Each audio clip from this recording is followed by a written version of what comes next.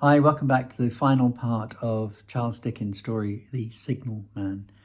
Charles Dickens did actually write quite a few ghost stories and used some within some of his Christmas tales and so on, The Sextant, and even, of course, The Christmas Carol is full of ghosts, isn't it? Now, the Signalman has been talking to our author and become quite worried by this figure he keeps saying, this ghostly figure that only seems to appear to him because our author could not see him, or whatever it was. So let's see what happens now. We went in again, shut the door, and resumed our seats. I was thinking how best to improve this advantage. It might be called one, of course, when he took up the conversation in such a matter of course, so assuming that there could be no serious question of fact between us, that I felt myself placed in the weakest of positions. By this time you will fully understand, sir, he said, that what troubles me so dreadfully is the question. What does the spectre mean? I was not sure. I told him that I did fully understand. What is it warning against? He said, ruminating, with his eyes on the fire and only by times turning them to me. What is the danger? Where is the danger? There is danger overhanging somewhere on the line. Some dreadful calamity will happen. It is not to be doubted this third time after he was gone before. But surely this is a cruel haunting of me. What can I do? He pulled out his handkerchief and wiped the drops from his heated forehead. If I telegraph danger on either side of me, or on both, I can give no reason for it, he went on, wiping the palms of his hands. I should get into trouble and do no good. They would think I was mad. This is the way it would work. Message. Danger. Take care. Answer. What danger? Where? Message. Don't know. But for God's sake, take care. They would displace me. What else could they do? His pain of mind was almost pitiable to see. It was the mental torture of a conscientious man oppressed beyond endurance by an unintelligible responsibility involving life. When it first stood under the danger light, he went on, putting his dark hair back from his head and drawing his hands outward across his temples in an extremity of feverish distress. Why not tell me where the accident was to happen? If it must happen, that is. Why not tell me how it could be averted? If it could have been averted, when on its second coming it hid its face, why not tell me instead? She is going to die. Let them keep her at home. If it came on those two occasions, only to show me that in warnings were true, and so to prepare me for the third, why not warn me plainly now? And I, Lord, help me, a mere poor signalman on a solitary station. Why not go to somebody with credit to be believed and power to act? When I saw him in this state, I saw that the poor man's sake, as well as for the public safety, what I had to do for the time was to compose his mind.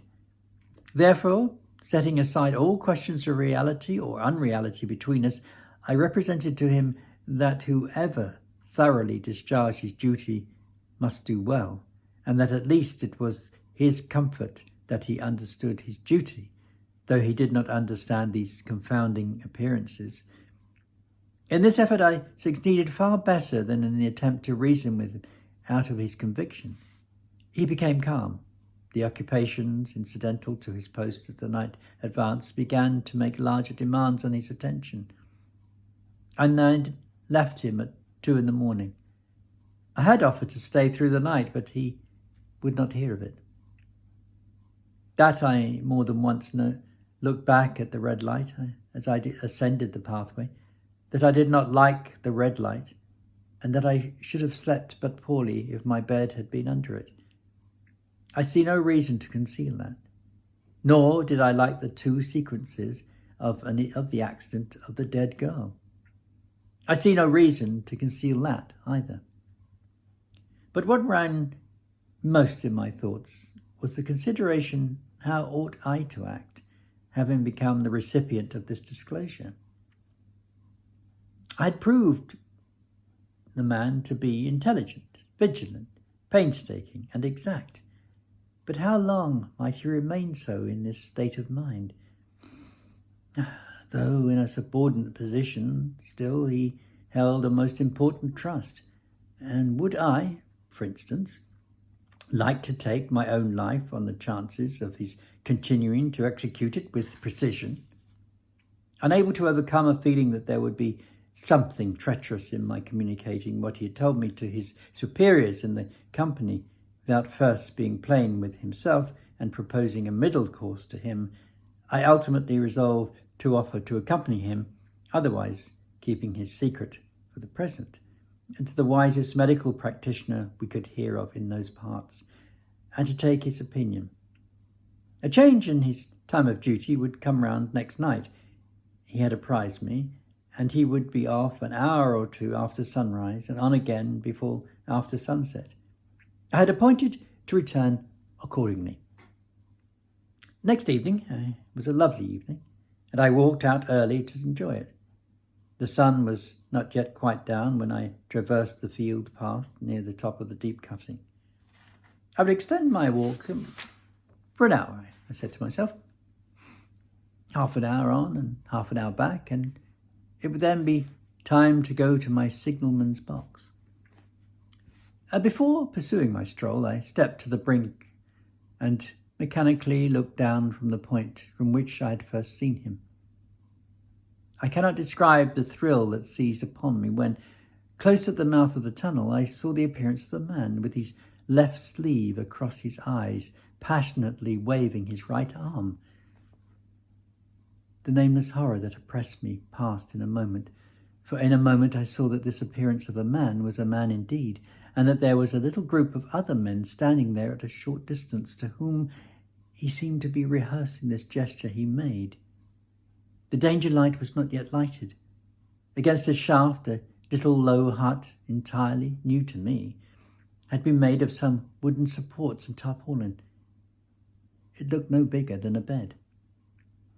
With an irresistible sense that something was wrong, with a flashing, self-reproachful fear that fateful mischief had come of my leaving the man there, and causing no one to be sent to overlook or correct what he did, I descended the notched path with all the speed I could make. What is the matter? I asked the men. Signalman killed this morning, sir. Not the man belonging to the box? Yes, sir. Not the man I know. You will recognize him, sir, if you knew him, said the man who spoke for the others, solemnly uncovering his own head and raising the end of the tarpaulin. For his face is quite composed. Oh, how did this happen? How did this happen? I asked, turning from one to another as the hut closed in again.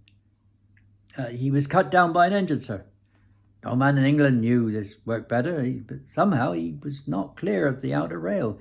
It was just at broad day.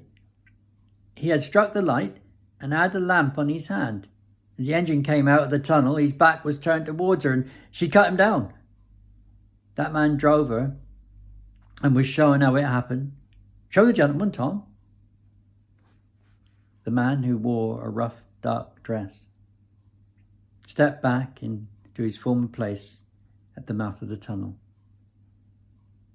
Coming round the curve in the tunnel, sir, he said. I saw him at the end, like as if I saw him down a perspective glass. There was no time to check speed, and I knew him to be very careful, as he didn't seem to take heed of the whistle. I shut it off, and when we were running down upon him, and called out loud as I could call. What did you say? I said, below there, look out, for God's sake, clear the way. I started. It was a dreadful time, sir. I never left off calling to him. I put this arm before my eyes not to see. And I waved this arm to the last. But it was no use. There we are. So, it came true, the prediction. But perhaps not as the signalman had thought it might. I hope you enjoyed that.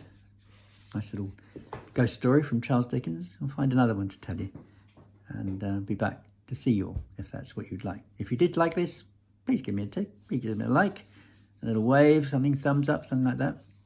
And I'll come back with some more for you. Until next time, stay safe and be good and be kind. See you soon. God bless. Bye-bye.